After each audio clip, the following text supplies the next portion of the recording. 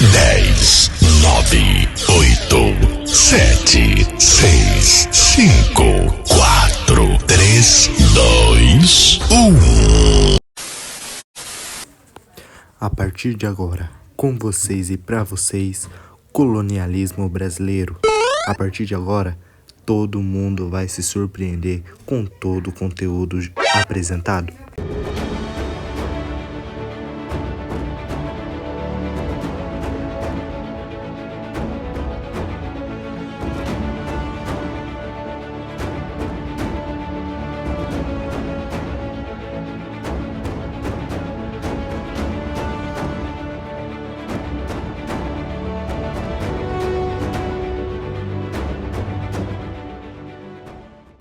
Primeiramente, boa noite a todos. Aqui quem fala é o colega de vocês, Marcos Paulo, e hoje nós vamos trazer um tema essencial para compreendermos o Brasil de ontem e o de hoje, o colonialismo.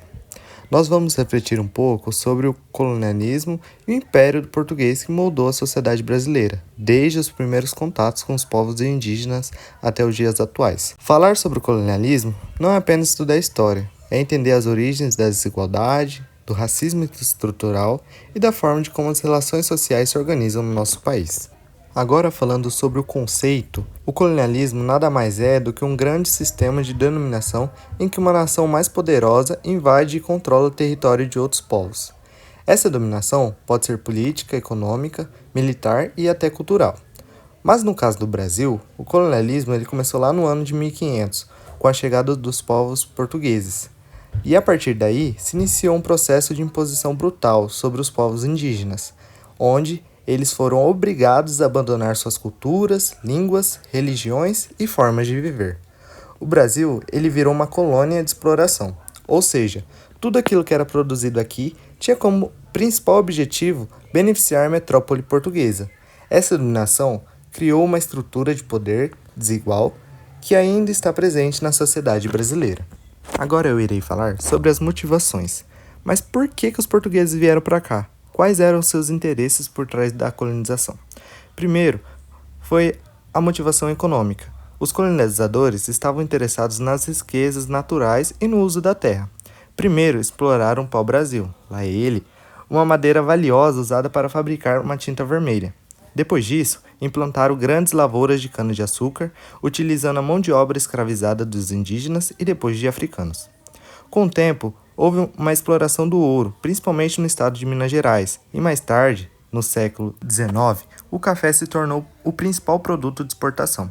Tudo isso era levado para a Europa, ou seja, a riqueza que era tirada do Brasil era enviada para enriquecer a metrópole portuguesa. A segunda motivação, politicamente falando, era a expansão do Império Português. Na lógica do colonialismo, quanto mais terras o Império controlava, mais poder e prestígio ele possuía. Portugal ele queria competir com a Espanha, a Inglaterra e outros países europeus ali pela região. Então, conquistar e manter o território brasileiro fazia parte dessa disputa global. Partindo para a terceira motivação, é a ideológica. É claro que não bastava apenas explorar a terra e a mão de obra dos escravizados. Era preciso também justificar essa dominação. Aí entra a motivação ideológica, onde os portugueses acreditavam que estavam trazendo a civilização para os povos nativos. Impunham a religião católica através de catequeses feitas pelos jesuítas, onde os indígenas eram obrigados a abandonar suas crenças, idiomas e culturas. Essa ideia de que o europeu era superior ajudou a legitimar a escravidão, racismo e principalmente a violência contra os povos indígenas e africanos. Partindo agora para os impactos e consequências da colonização, é claro que elas foram bastante profundas. A colonização ela não terminou quando o Brasil ficou totalmente independente. Ela deixou uma estrutura social desigual que continua a gerar injustiças, principalmente na desigualdade social, onde a elite colonial se formou com base na concentração de terras e riquezas. Poucas famílias brancas ligadas à metrópole se tornaram donas de quase tudo, enquanto a maioria da população, composta por negros escravizados, indígenas e trabalhadores pobres, ficou à margem. O racismo estrutural é claro que a colônia criou uma hierarquia racial. Pessoas brancas estavam no topo, indígenas e negros escravizados na base. Essa lógica de exclusão foi naturalizada por séculos e hoje ainda vemos seus reflexos no acesso à educação, saúde, moradia e oportunidades grandes. Além disso, houve um apagamento sistemático das culturas originárias e africanas. Línguas indígenas foram silenciadas, religiões africanas perseguidas e até hoje manifestações culturais desses povos sofrem preconceito. Acabamos de falar sobre o colonialismo, mas o que a sociologia tem a ver com isso? A sociologia é fundamental para entendermos que essas desigualdades não são normais e nem naturais. Elas são o resultado de uma construção histórica, onde grupos foram privilegiados e outros explorados.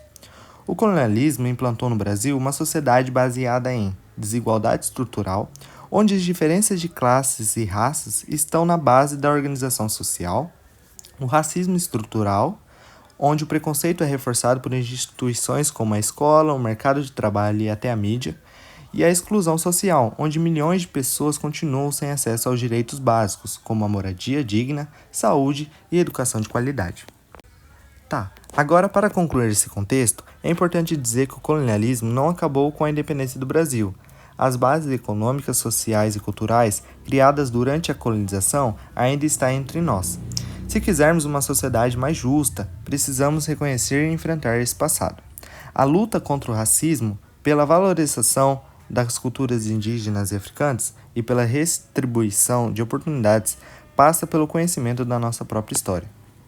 Como dizia o educador Paulo Freire, abre aspas, não há saber mais ou saber menos, há saberes diferentes, fecha aspas, e todos eles devem ser respeitados. Bom, pessoal, terminei minha explicação. Agora a gente vai falar um pouco sobre as relações de poder no nosso país naquela época. A minha colega Maria Luísa preparou um conteúdo top para vocês. É com você, Maria. Olá, meu nome é Maria Luísa. Nosso tema é colonialismo e império, e eu irei falar sobre a relação de poder no Brasil. No século XVI, quando o Brasil foi colonizado, o governo português precisava encontrar uma maneira eficiente e barata de ocupar e explorar esse imenso território. Para isso, criou o sistema de capitanias hereditárias, grandes faixas de terra distribuídas a nobres e aliados políticos da coroa portuguesa, os chamados donatários. Eles tinham o direito de explorar, administrar e repassar essas terras às outras pessoas. Mas esse sistema foi pouco eficaz. Apenas algumas capitanias prosperaram, como Pernambuco e São Vicente. Para tentar organizar melhor o uso dessa terra, o governo implantou o sistema de Seis Marias, que permitia distribuir lotes de terra a quem se comprometesse a cultivá-las. Porém, essas terras continuavam concentradas nas mãos de grandes proprietários e os pequenos agricultores tinham pouca ou nenhuma chance de conseguir uma Seis-Maria. Durante esse tempo, a coroa portuguesa mantinha um rígido controle político e econômico sobre a colônia. Era o chamado Pacto Colonial, em que o Brasil só podia comercializar com Portugal toda a produção colonial, como açúcar, ouro e algodão, era voltada para enriquecer a metrópole, enquanto a população da colônia ficava com os restos. Para ocupar essa terra, os colonizadores precisavam enfrentar a resistência dos povos originários. Muitos indígenas lutavam bravamente para defender seu território e suas culturas, mas foram vítimas de guerra, massacre e da destruição de seu modo de vida. A força militar foi uma ferramenta constante nesse processo. Tropas coloniais e bandeirantes atacavam aldeias, escravizavam indígenas e destruíam tudo aquilo que representava resistência. Além disso, os colonizadores impuseram a religião católica como forma de controle cultural. Os missionários, principalmente jesuítas, tinham a missão de civilizar os indígenas, o que na prática significa apagar sua crença e suas tradições. Com o tempo, os portugueses perceberam que a escravidão dos indígenas tinha limite. Muitos resistiam, fugiam ou morriam em meio às doenças e à violência. Então o Império Português recorreu ao tráfico de africano. Milhões de homens, mulheres e crianças foram capturadas na África e trazidas à força para o Brasil. Essas pessoas foram exploradas como mão de obra escravizada, nas lavouras de cana-de-açúcar, nas minas de ouro e no cultivo do café e em outras atividades econômicas. A escravidão se tornou a base da economia colonial, gerando riquezas para os senhores de engenho e comerciantes portugueses, enquanto as negras viviam em condições desumanas. Essa estrutura criou um país profundamente desigual. O pensador Francis Fanon, estudioso da colonização e do racismo, afirmou: o Brasil foi estruturado com base na ideia de que o europeu era superior. Isso criou uma hierarquia racial que ainda vemos hoje. Essa frase resume bem o impacto do colonialismo. ao impor a cultura e a imagem do europeu como ideal. Os colonizadores colocavam o indígena e o negro como inferiores. Essa lógica racista e hierárquica foi mantida por séculos e continua influenciando o Brasil até hoje, com desigualdades profundas entre brancos e não brancos, no acesso à educação, saúde, moradia e também emprego. Mesmo após a independência do Brasil, em 1822, pouco mudou. O país se tornou um império com Dom Pedro I no poder, mas manteve a estrutura herdada da colônia, latifúndios, escravidão e concentração de poder político na mão de uma elite branca. A escravidão continua existindo até 1888, e a maioria da população negra libertada não recebeu nenhum tipo de apoio ou sequer alguma reparação. O Império Brasileiro não promoveu uma verdadeira transformação social, pelo contrário, fortaleceu ainda mais a desigualdade, garantindo os privilégios das elites. O colonialismo português e o Império Brasileiro criaram e mantiveram estruturas de poder autoritárias, racistas e desiguais, e que se refletem até hoje na sociedade brasileira. Para entender o Brasil de hoje, é fundamental reconhecer essa história de exploração e resistência. Meu nome é Mariane e eu vou falar sobre o impacto do colonialismo nas sociedades brasileiras. A colonização do Brasil pelos portugueses foi iniciada em 1500, marcada por uma estrutura de exploração e dominação que moldou profundamente a formação social, política e econômica do país. Os efeitos desse período ainda são visíveis nas desigualdades e conflitos sociais contemporâneos. O apagamento das culturas indígenas e africanas. O colonialismo impôs uma visão eurocêntrica que desvalorizou e reprimiu as culturas originárias e africanas.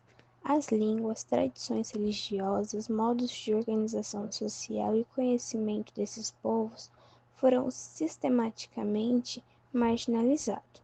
A catequização forçada dos indígenas e a tentativa de branquear a cultura afro-brasileira refletem uma política de apagamento cultural. Um exemplo histórico é as missões dos jesuítas, que tinham como objetivo de converter os indígenas ao cristianismo e entregá-los à lógica colonial, desestruturando suas formas autônomas de vida. Escravidão e violência. O sistema colonial dependia fortemente da exploração da mão de obra escrava. Milhões de africanos foram trazidos à força para o Brasil, submetidos a condições desumanas. Indígenas também foram escravizados, especialmente nos primeiros séculos da colonização. Essa violência institucionalizada criou uma estrutura de exclusão que perdurou mesmo após a abolição da escravidão em 1888. Um exemplo é a escravidão no Brasil, que durou mais de 300 anos após a abolição e não houve política pública de integração social dos ex-escravizados, o que perpetuou a marginalização da população negra. Dependência do modelo agroexportador. Desde o início, o Brasil foi inserido no sistema capitalista mundial como fornecedor de matérias-primas.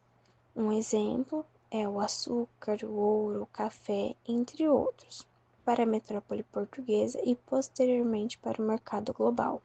Esse modelo agroexportador gerou concentração fundiária e exclusão da maior parte da população dos benefícios econômicos.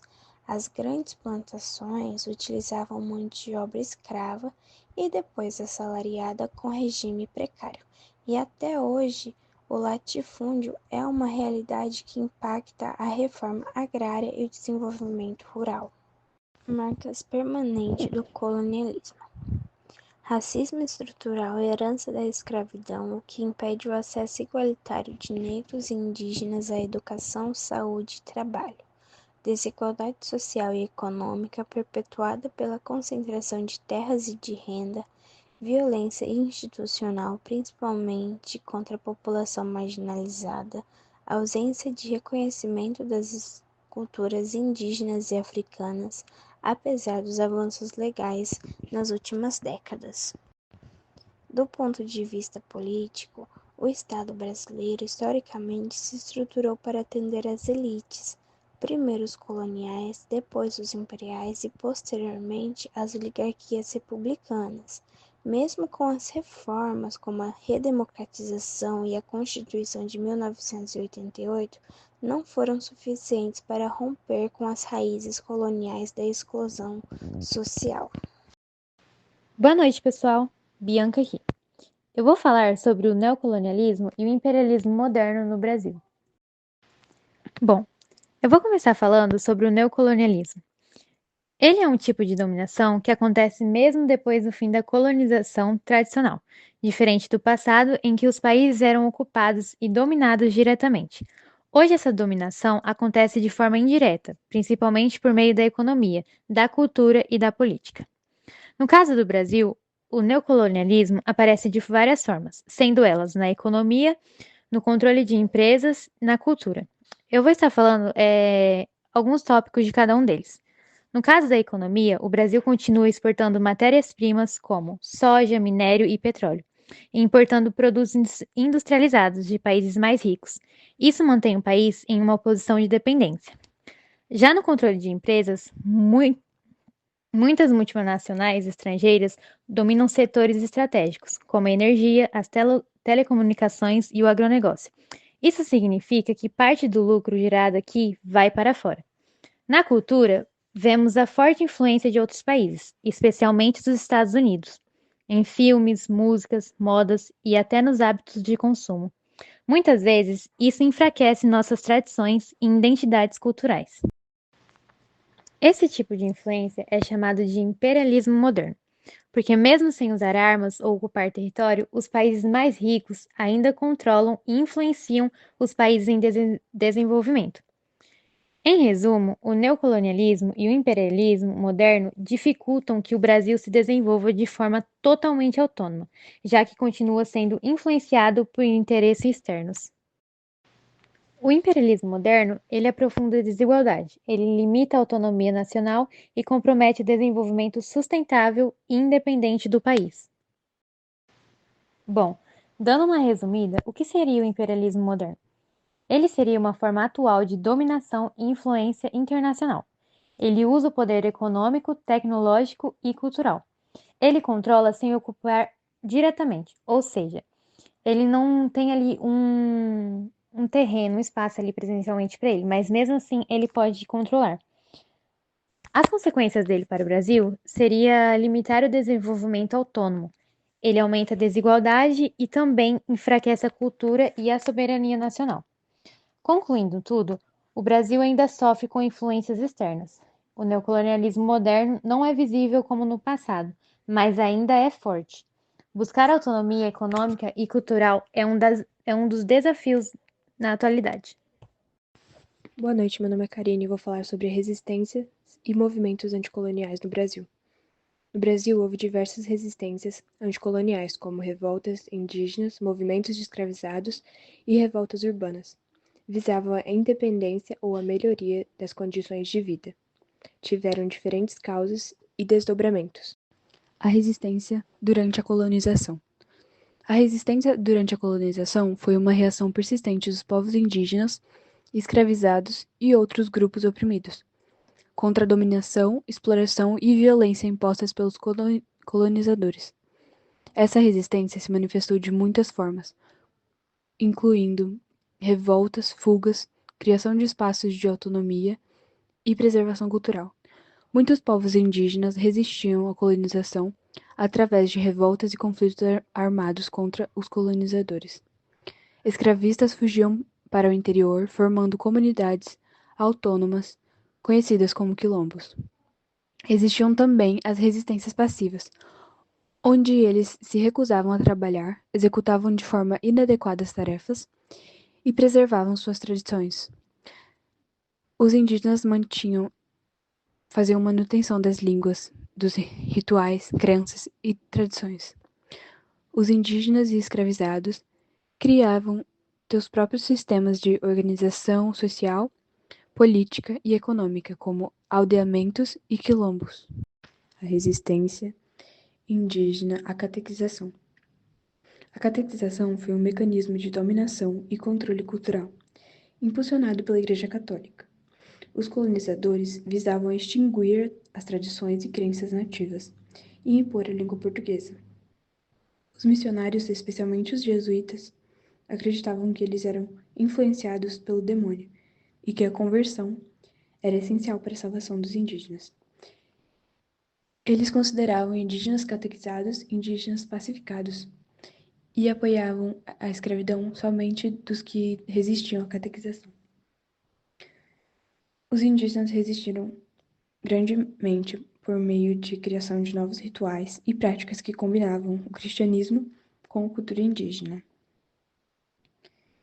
Por volta de 1580, um movimento surgiu, chamado Santidade de Jaguaribe.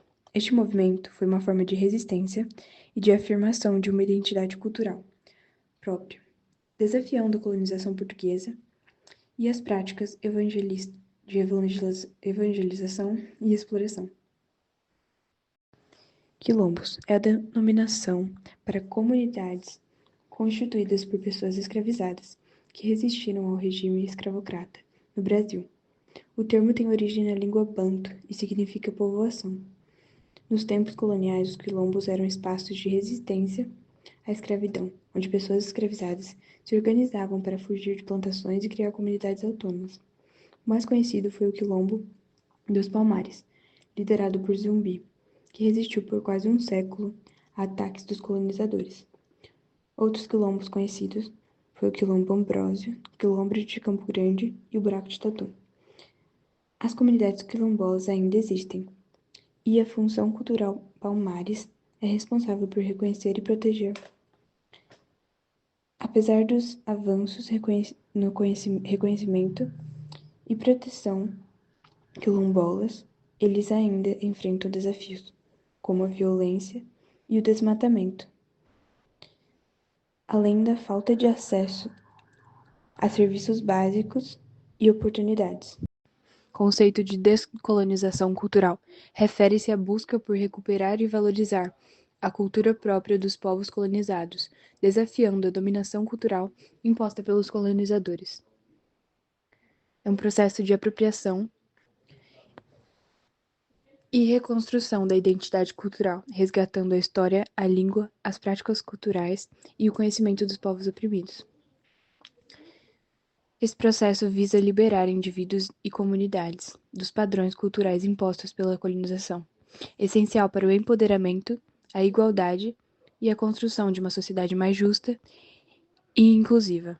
Lutas por independência. As principais lutas pela independência do Brasil foram Inconfidência Mineira, 1789, Conjuração Baiana, 1798, Revolução Pernambucana, 1817. Entre as características que podem ser mencionadas a respeito das lutas separativas no Brasil colonial estão as seguintes: insatisfação com a administração colonial, insatisfação com a política fiscal e influências dos ideais iluministas. A Inconfidência Mineira foi uma conspiração descoberta pela administração colonial. O objetivo era transformar Minas em uma república, com eleição de um governante, e estabelecer manufaturas em Minas, formar uma milícia nacional. A Conjuração Baiana, revolta foi motivada pela crise econômica e social que afetava a Bahia e colocava a população em uma situação de pobreza acentuada, e a insatisfação com o domínio do comércio local e preço, influenciado pela Revolução Haitiana. Os envolvidos lutavam por um governo republicano na Bahia, com a ideia de igualdade. Também defendiam a liberdade comercial, o aumento do soldo dos soldados. Revolução Pernambucana.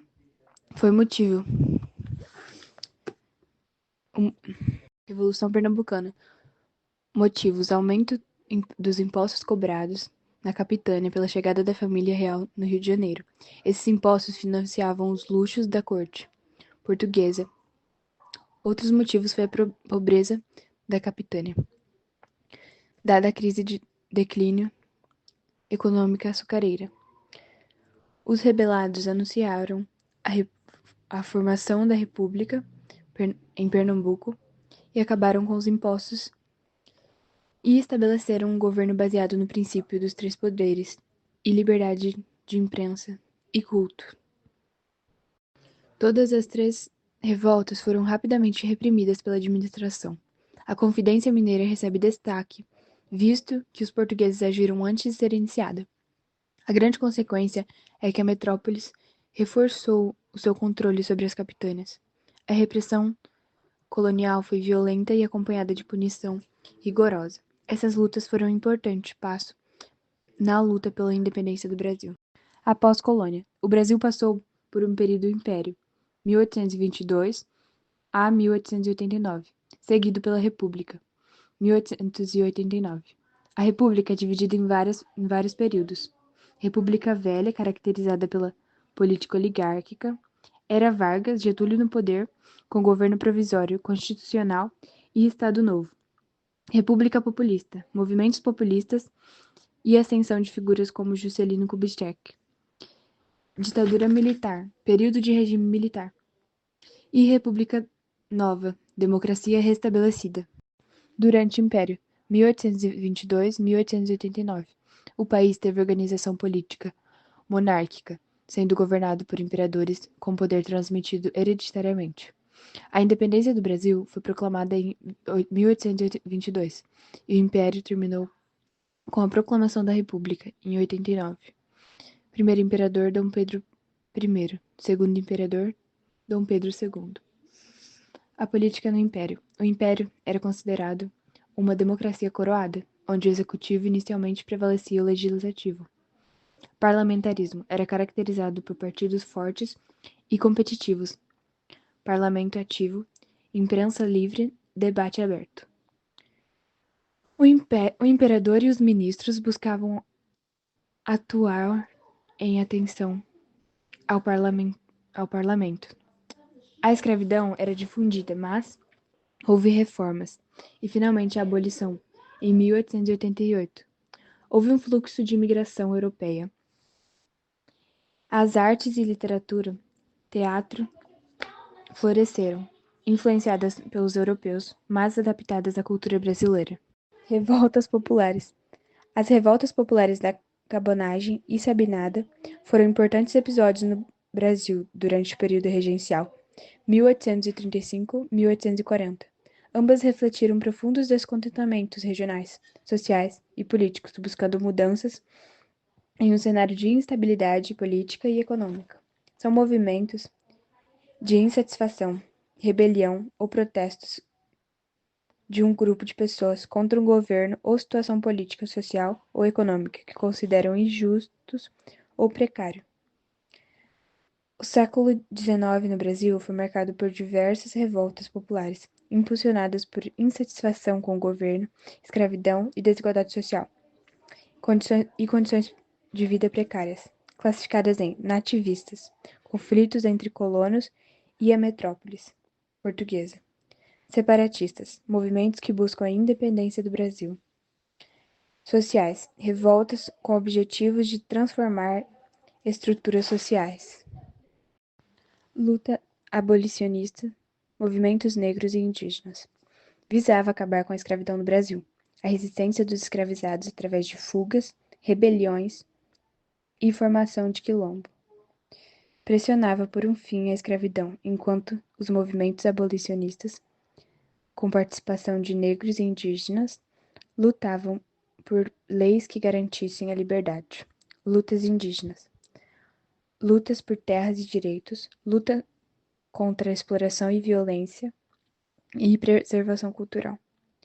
Negros, rebeliões e resistência. Abolição, pós-abolição, ativismo e consciência racial. Salve, salve família! Aqui quem fala é o Ferreirinha e hoje eu vim falar sobre a melhor e mais importante parte de todo esse trabalho.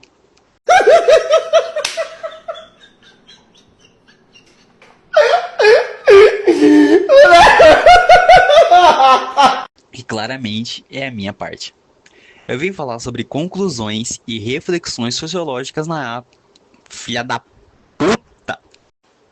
Eu vim falar sobre conclusões e reflexões sociológicas na época do Brasil colônia. Lembrando e deixando claro que essa parte do trabalho, essa minha parte do trabalho, eu me aprofundo em 3 grandes tópicos, para que não gere nenhum tipo de desacerto ou confusão sobre todo ele.